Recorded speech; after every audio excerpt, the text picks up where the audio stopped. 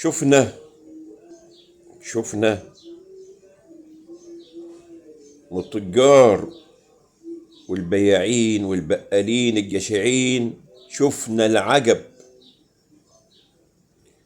ما هو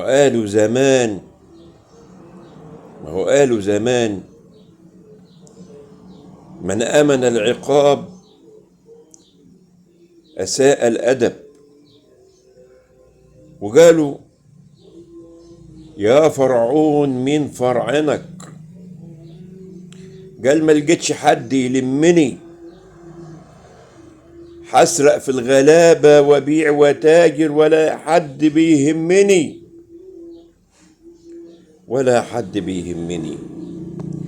مدام التجار والبياعين والبقالين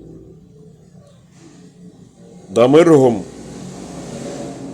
عفن ومات، يا ناس قطعوهم وسيبوا لحمتهم وسمكهم وفرخهم تعفن ولعنوا سلسفيل أبوهم.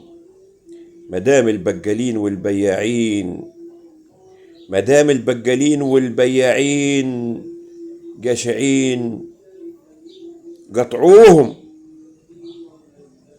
وسيبوا لحمتهم وبضاعتهم وسمكهم وفرخهم تعفن وإلعنوا سلسفيل أبوهم.